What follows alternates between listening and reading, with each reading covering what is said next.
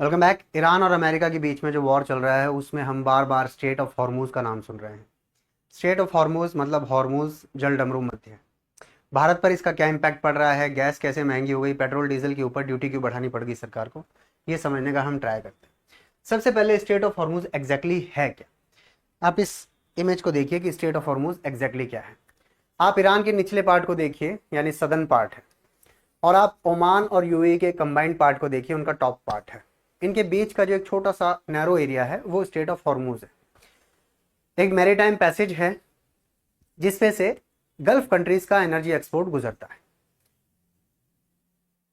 आपको दिख रहा होगा कि यूएई का ये एरिया है जो जल डमरू मध्य के ऊपर है, लेकिन एग्जैक्टली ये वाटर्स ओमानी ओनरशिप में आते हैं। ओमान का एक गवर्नरेट है जिसका नाम है मुसंदन। मुसंदन गवर्नरेट और ईरान के बीच में जगह है। अब मुसंदन क्या है? मुसंदन एक एक्सक्लेव है ओमान का। एक्सक्लेव का मतलब यूएई के अंदर सिचुएटेड है, लेकिन उसका ओनरशिप, उसका जो कंट्री है वो ओमान है। खैर, दैट्स नॉट इम्पॉर्टेंट। इम्पॉर्टेंट ये है कि ये एक मैरीटाइम पैसेज है जो बिटवीन है पर्शियन गल्फ और गल्फ ऑफ ओमान के बीच में। अगर आप देखेंगे तो आप पाएंगे कि स्ट्रेट ऑफ हॉर्मूज के वेस्ट में आपको पर्शियन गल्फ दिखेगा और आपको ईस्ट में गल्फ ऑफ ओमान दिखेगा, जो आगे जाके अरेबियन सी में मिल जाता है। ठीक है। Separate southern Iran and Musandam governorate of Oman. जैसा मैंने आपको बताया कि एक्सक्लेव है मुसंदन। बंदर अब्बास ईरान का ही एक बंदरगाह है जहां से काफ़ी चीज़ें एक्सपोर्ट के लिए आती हैं और वहां से जहाज़ों में लोड होती है। इसके नीचे ओमान और यूएई है। यूएई यानी United Arab Emirates. Strait of Hormuz main route है गल्फ एनर्जी एक्सपोर्ट का। गल्फ पूरी दुनिया में एनर्जी एक्सपोर्ट करता है। Oil producing and exporting countries. Saudi Arabia Aramco, दुनिया की सबसे बड़ी कंपनी जो ऑयल बनाती है। One of the important maritime choke point. Choke point क्या होता है? अगर आप इस फोटो को वापस देखेंगे तो आप पाएंगे कि एक ऐसी चीज जिसको चौक किया जा सकता है, एक पैसेज जिसको अगर कोई आर्मी डिसरप्ट करने के इरादे से, ट्रांजिट डिसरप्ट करने के इरादे से प्रयास करे तो चौक कर सकती है, चौक किया जा सकता है। This is called Chowk point. ऐसे और भी कई चौक पॉइंट है, मैं आगे इस वीडियो में बताऊंगा। यूजुअली इसका जो विड्थ है, चौड़ाई है स्ट्रेट ऑफ हॉर्मूज का, वो 55 से 95 किलोमीटर है, लेकिन ये अपने नैरोवेस्ट पॉइंट पे ओनली 21 मील का विड्थ रखता है। यानी यहां पर 21 मील पर किसी भी आर्मी को अगर इसे रोकना हो तो रोक सकता है, वो आसान होगा कंपेरेटिवली। मैं आगे बताऊंगा ऐसा कैसे होता है। Persian gulf to the west, gulf of Oman to the east, जो कि आगे जाके अरेबियन सी में मिल जाता है। अरेबियन सी इंडिया के वेस्ट पे सिचुएटेड है। हम इसके बारे में हमेशा क्यों सुन रहे हैं? पिछले कुछ समय से हम रेगुलर सुन रहे हैं स्ट्रेट ऑफ हॉर्मूज के बारे में। Straight of Hormuz actually Iran के बहुत पास में है और ईरान को पता है कि यहां से गल्फ अपना एनर्जी एक्सपोर्ट करता है दुनिया को। Gulf solely dependent on energy exports. Gulf में सऊदी अरेबिया है, इराक है, ईरान है, तुर्की है। आप एक बार फिर से देखिए वीडियो, ये फोटो। आप इस फोटो में देख पा रहे होंगे कि पर्शियन गल्फ के ऊपर इराक है, इराक के ऊपर आपको सीरिया मिलेगा, सीरिया के ऊपर आपको तुर्की मिलेगा, फिर और भी कई तरह के देश हैं। सऊदी अरेबिया डिपेंड हो गया, इराक डिपेंड हो गया। इसलिए इसको गल्फ बहुत आसानी से इसको डिस्टर्ब कर सकता है, गल्फ को अगर कोई भी इसे रोक दे। Principal maritime outlet for oil and gas exporting Gulf states, मैंने आपको बता दिया। About 20 million barrels per day, 2 crore barrel per day यहां से गुजरता है। 20 मिलियन का मतलब 2 करोड़ होता है। 1 मिलियन में 10 लाख होता है, तो ये हो गया 200 लाख। 200 लाख मतलब 2 crore oil and petroleum products के गुजरते हैं। About 1/5 of global LNG trade, 1/5, 20% global energy trade यहां से गुजरता है। LNG, liquefied natural gas. LNG का सबसे बड़ा निर्माता ओमान, यूएई भी है लेकिन वो माइनस स्केल है ओमान के कंपैरिजन में। एक बहुत इंपॉर्टेंट पॉइंट यह है कि अगर किसी भी कारण से ओमान से आने वाली कतर भी इसमें बड़ा प्लेयर है। ओमान और कतर से आने वाली अगर एलएनजी रुक जाती है तो हमारे यहाँ की मोरबी, जहां पे टाइलें बनती है, वहां पे प्लांट्स बंद हो जाते हैं। आप इंपैक्ट समझ सकते हैं। कंट्रीज जिनका एक्सपोर्ट डिपेंड करता है हॉर्मुज पे, Saudi Arabia, Iraq, Kuwait, UAE, Qatar, Iran. Oman भी तो है, ओमान भी है। कतर, एलएनजी का Qatar, almost all of LNG Qatar की यहाँ से गुजरती है स्ट्रेट ऑफ हॉर्मुज से। और भारत कतर से एलएनजी खरीदता है बहुत ज़्यादा। जब कतर की एलएनजी बंद हो गई स्ट्रेट ऑफ हॉर्मुज की वजह से, लिटरली गुजरात के मोरबी में जहाँ टाइल का क्लस्टर है, टाइल बनते हैं, सैनिटरी टाइल्स, बाथरूम में टाइल्स, किचन की जो टाइल्स हैं वो मोरबी में बनते हैं, गुजरात में क्लस्टर है टाइल्स का, एमएसएमई का। वहां पर टाइल्स के यूनिट्स बंद हुए हैं और पिछले काफी समय से बंद पड़े हैं। Why it is called a maritime choke point? इसको मैरीटाइम चौक पॉइंट क्यों कहा जाता है स्ट्रेट ऑफ हॉर्मुज को? A maritime choke point is a narrow sea lane through which large volume of shipping must pass. Clear है? Suez canal हुआ, Bab अल मंदेब हुआ, Ethiopia और उसके बीच में है बाब अल मंदेब, आप गूगल पे देखेंगे दिखेगा आपको। स्ट्रेट ऑफ मलाका है, इसी तरह एक पनामा कनाल है, उसको भी हम मैरीटाइम चेक पॉइंट कह सकते हैं। Important check points, important maritime passages हैं सारे के सारे।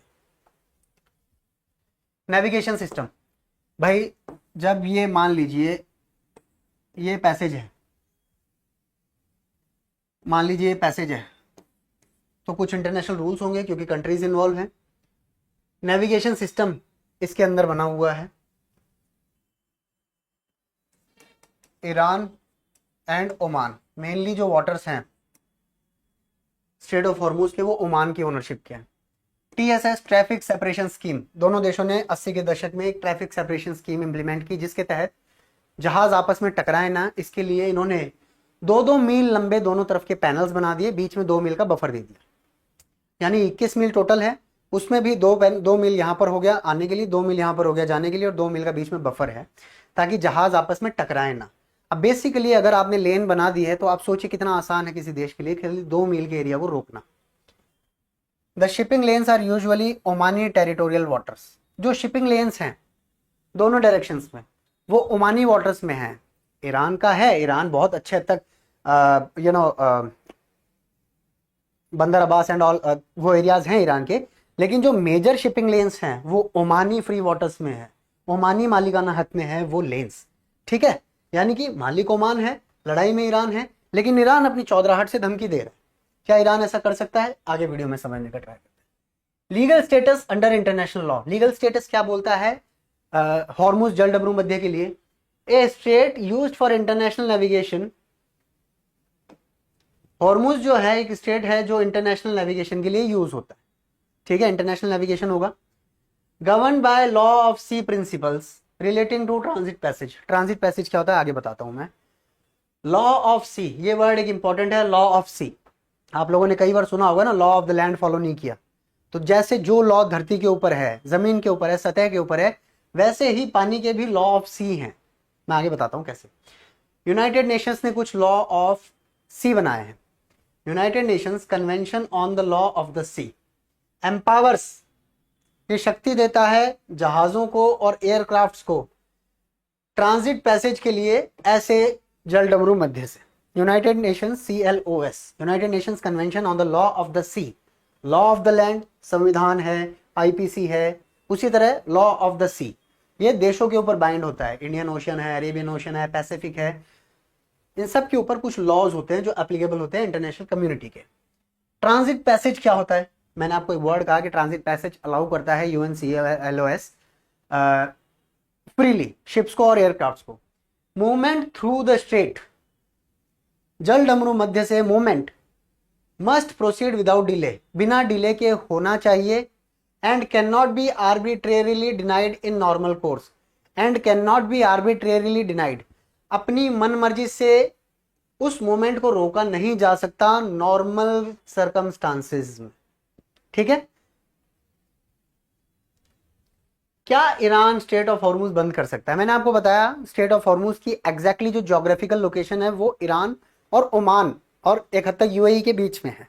आर्मी तो इनकी भी है, एक्सपोर्ट्स इनके भी हैं, वेस्टेड इंटरेस्ट इनके भी हैं, इकोनॉमी इनको भी चलानी है। ईरान ने थ्रेटन बहुत किया है लेकिन आज तक कभी बंद नहीं किया था।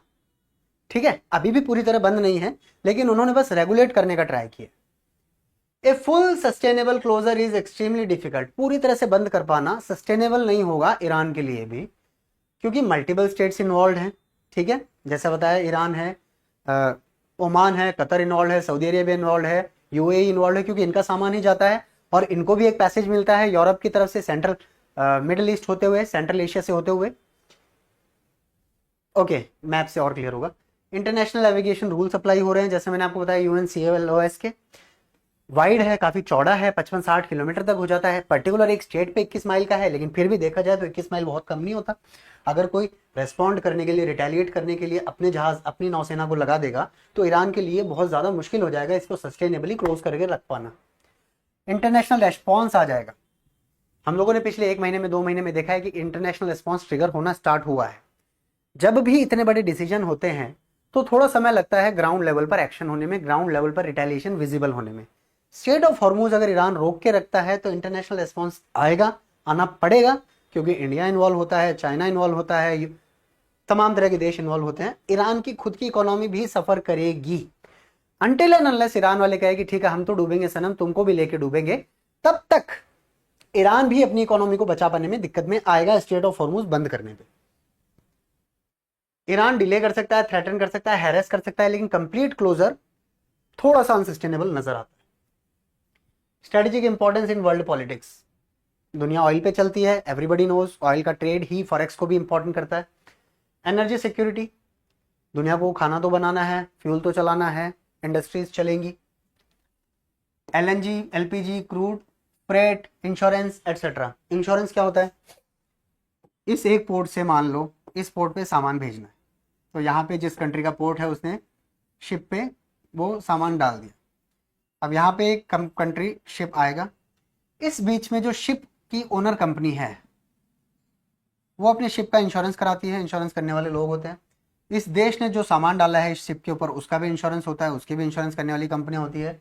मान लीजिए रास्ते में सामान समुद्र में गिर जाए, मान लीजिए इस जहाज को ही मार गिराए कोई, तो उनका इंश्योरेंस होता है। जब इंश्योरेंस की कंपनियां कोलैप्स करती है तो बहुत ज्यादा एक डोमिनो इफेक्ट नजर आता है। Great power competition. अमेरिका के जहाज दुनिया के हर पानी में है, स्ट्रेट ऑफ हॉर्मूज में भी हैं। उतना नजदीक नहीं है या हमें विजिबल नहीं है, लेकिन है। एक पावर टसल हमेशा चलता है इन लोगों में। Asian dependence, importance world politics में हमारा एशियन डिपेंडेंस बहुत ज्यादा है। 80% एशियन यूजर है स्ट्रेट ऑफ हॉर्मूज का। ठीक है, इंडिया सफर करेगा तो वर्ल्ड सफर करेगा। इंडिया सफर करेगा क्योंकि हम भी चीजें एक्सपोर्ट करते हैं, हम भी चीजें इंपोर्ट करते हैं, हमारे यहाँ इन्फ्लेशन बढ़ेगा, हमारा स्टॉक मार्केट डिस्टर्ब होगा। हमारे स्टॉक मार्केट में एफआईआईज भी आती हैं, बाहर के इंस्टीट्यूशन इन्वेस्टर्स हैं, डायरेक्ट इन्वेस्टर्स हैं, उनको भी इम्पैक्ट होगा। चाइना सफर करेगा, पाकिस्तान सफर करेगा, श्रीलंका सफर करेगा, सऊदी अरेबिया सफर करेगा। आरामको, जैसा मैंने बताया दुनिया की सबसे बड़ी ऑयल प्रोड्यूसिंग कंपनी आरामको, अगर आरामको सफर करेगी तो वर्ल्ड ट्रेड सफर करेगा। Regional security architecture. Regional security architecture मतलब मिडिल ईस्ट की सिक्योरिटी को, मिडिल ईस्ट की स्टेबिलिटी को हमेशा ऑयल प्राइसेस की स्टेबिलिटी के तौर पे देखा जाता है। वो अलग बात है कि मिडिल ईस्ट हमेशा ही एक वॉर की सिचुएशन में रहा है। कभी सीरिया में वॉर रहा, कभी ईरान में वॉर रहा, एक समय तो अजरबैजान में भी वॉर रहा, फिर उसके बाद इराक ईरान में टसल रहा, फिर उसके अलावा हमारा इसराइल का तो खैर सबके साथ ही चलता है, सीरिया तो खैर बहुत ही ख़राब हालत में पहुंच गया, सूडान, सारी कंट्रीज आप देख लीजिए। मिडिल ईस्ट हमेशा ही एक टसल में रहा है, हमेशा ही एक लड़ाई में रहा है। फिर भी इतना अनस्टेबल नहीं हुआ मिडिल ईस्ट की जो ऑयल है वो पूरी तरह से दुनिया को डोमिनेट कर ले, मिडिल ईस्ट वाले अपनी कोई करेंसी बना के। चौधराहट अमेरिका को चाहिए, that is all together a different thing, but barometer of middle east stability है। अगर स्टेट ऑफ हॉर्मूज ठीक रहता है तो हम मान सकते हैं कि मिडिल ईस्ट में सब कुछ ठीक है। इसी तरह स्टेट कौन सी जगह थी वो, एक है यार मैं बताता हूँ, अदाब, आदबे, मंदेब, बैबल मंदेब, ये भी उसी कैटेगरी में पड़ता है। लेकिन बैबल मंदेब के ऊपर ईरान नहीं है ना, Iran is a dominating, Iran dominate करने का ट्राई करता है। इंपॉर्टेंस फॉर इंडिया, इंडिया के लिए जैसे मैंने आपको बताया हमारे यहाँ मोरबी में टाइल यूनिट बंद हुए हैं, हमारे यहाँ एलपीजी कनेक्शंस, एलपीजी के नए कनेक्शंस नहीं मिल रहे हैं, मिल रहे हैं लेकिन बहुत मुश्किल से मिल रहे हैं। जो सिलेंडर 1 दिन में आ जाता था वो सिलेंडर अब 7 दिन में आ रहा है। होटल्स को कमर्शियल सिलेंडर देने की प्रायोरिटी कम कर दी गई है। शादियों में लोगों को प्रॉब्लम हुई है। मोरबी जो हमारा एमएसएमई इंडस्ट्रियल क्लस्टर है वहाँ दिक्कत हुई है, और ये सारी दिक्कतें हुई है क्योंकि स्ट्रेट ऑफ हॉर्मूज को रेगुलेट करने का ट्राई किया गया है। Very important for India, Morbi shutdown हो चुका है। Import of crude oil, LPG and LNG, ठीक है हमारे पास ऑल्टरनेट वेज हैं, हम ले सकते हैं, लेंगे, बट एलएनजी पे तो हमारा बहुत ज़्यादा डिपेंडेंस है स्ट्रेट ऑफ हॉर्मूज से। कतर से लेते हैं हम लोग। Half of import route from Hormuz, हमें पता नहीं थी ये बात, दुनिया को भी पता नहीं थी ये बात। अब ये जब समझ आया तो लगने लगा यार लगभग आधा हिस्सा तो हम हॉर्मुज से ही मंगवा रहे थे। Energy security relies on Hormuz. Gulf country से हम हाइड्रोकार्बन मंगाते हैं। हाइड्रोकार्बन का मतलब पेट्रोलियम प्रोडक्ट्स मंगाते हैं, ऑयल प्रोडक्ट्स मंगाते हैं, they are all hydrocarbons H6C6। Millions of Indians work in gulf. इतना इम्पैक्ट नहीं है, लेकिन अगर गल्फ की कंट्रीज़ में हमारे यहाँ पे जो एम्प्लॉयज़, हमारे यहाँ के जो बंदे काम करते हैं गल्फ के अंदर, वहाँ पर अगर किसी कारण से वॉर लंबा खिंच जाता है, हमारे यहाँ के लोग मरे भी हैं कुछ मिसाइल से, हमने सुना है रिसेंटली कि ये मिसाइल वहाँ गिरी। जिन फैक्ट्रियों में काम करते हैं, जिन कॉन्ट्रैक्ट्स पे काम करते हैं, अगर इकोनॉमी इन देशों की दिक्कत में आएगी तो इंडिया की वर्कफोर्स जो वहाँ काम कर रही है उनको दिक्कत होगी। वो वहाँ से जो कमाते हैं वो हमें फॉरेन रेमिटेंस इंडिया भेजते हैं, उससे हमारा फॉरेक्स रिजर्व बढ़ता है, वो भी दिक्कत में आएगा। ऑल्टरनेट क्या है टू हॉर्मुज? हॉर्मुज के ऑल्टरनेट हो सकते हैं, प्रयास किए गए हैं। अगर एक पाइपलाइन बिछा दी जाए किसी भी तरह से तो वहाँ से 3.5 मिलियन बैरल्स यानी 35 से 55 लाख बैरल्स पर डे हम मंगवा सकते हैं बिना हॉर्मुज स्ट्रेट का इस्तेमाल किए गल्फ एक्सपोर्टिंग कंट्रीज से, ऑयल एक्सपोर्टिंग गल्फ कंट्रीज से।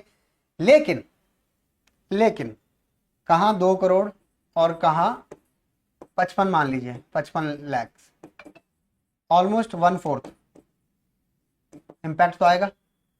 ठीक है, हम हमारा स्ट्रेटेजिक रिजर्व जो है उसको स्टॉक पाइल कर सकते हैं, डाइवर्सिफिकेशन ऑफ इंपोर्ट कर सकते हैं, लेकिन दिक्कत तो आएगी। ऑल्टरनेट डिपेंडेंसी कम कर सकते हैं, लेकिन पूरी तरह से रिप्लेस स्टेट ऑफ हॉर्मुज को हम नहीं कर सकते प्रेजेंट सिचुएशन में। पाइपलाइन कहाँ से बनेगी? अगर बनेगी तो सऊदी अरेबिया से रेड सी का बना दो, ठीक है, प्रयास भी हुए। यूएई पाइपलाइन रूट्स जैसा आपको दिख रहा है ना, यहाँ ये ईरान है, ये स्टेट ऑफ हॉर्मुज है ना, ये यूएई हुआ, ये ओमान हुआ, तो यहाँ से एक पाइपलाइन क्रॉस करते हुए बन जाए जिसपे ईरान का इंडिपेंडेंस ना रहे, ईरान की डिपेंडेंस ना रहे। एक इंटरेस्टिंग बात यह है कि ईरान और इंडिया के बीच में एक पाइपलाइन का प्रयास किया गया था।